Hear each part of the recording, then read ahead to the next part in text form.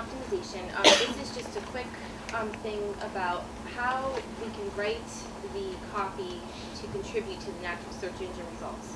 So the spiders, they look at the title tags, which Smith Brothers will be responsible for, as well as the meta descriptions, which is this part in the search engine results, and also the keywords. But there are ways to write the copy that does enhance the spider rankings a little bit, so we'll touch on that. So let's jump into the tips. This is just a quick difference on print versus web.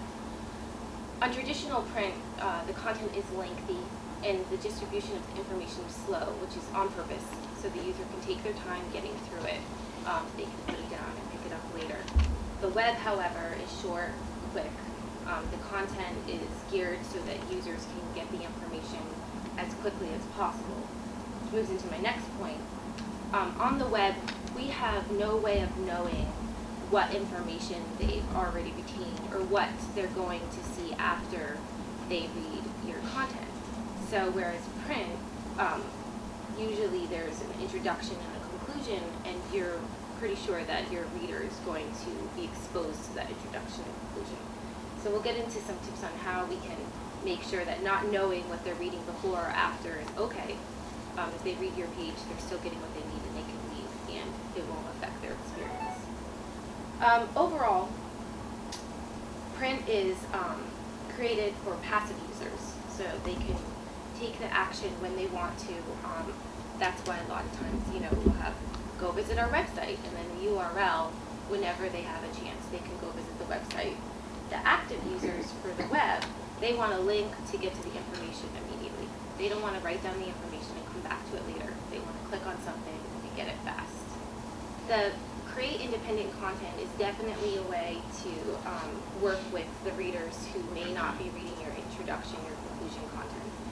So basically, the content for that page should not be dependent on any other sections. It should be able to stand alone.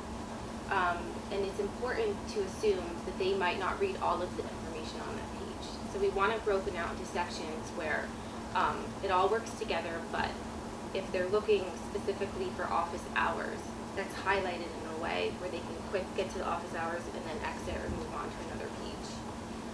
With that, creating headings that can stand alone, and this is something that on the design side we keep in mind with the templates. So what we'll need for you is just to know, is this a heading or is this a subheading? And then we'll assign a design to that so it does pop. An interesting piece of information is that 79% of users scan the page instead of reading word for word. So they're focusing on the headlines and the summaries and the captions, and so there's definite ways where we can break that information out easily. And then use related links to guide the reader to the background or other information. So this kind of touches where I was talking about the templates and having third columns and other information on the page. That's where you can call out other information that pertains to yours, but doesn't necessarily work on that page or would make it too long. And of course, be brief. So one rule of thumb is that if you're trying to take a print document and create it for web, it should be about half the length. And that is because the readers on the web are very impatient. They're looking to get the information very quickly. They want it straight to the point. Ways to do this are just to discard the vague or redundant, unnecessary words. Concentrate on one topic per page and provide the relevant information as quickly as possible. If your content can't be reduced further, you can break it up into several pages or even jump links. So there's a way that you can just put links and it will go down to farther on the page, a way for the user to kind of organize and separate that content in their head.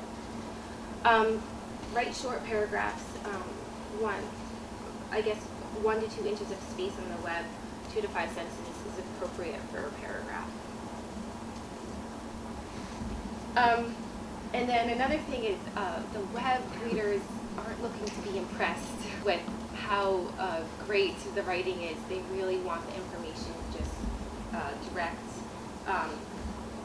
Of course,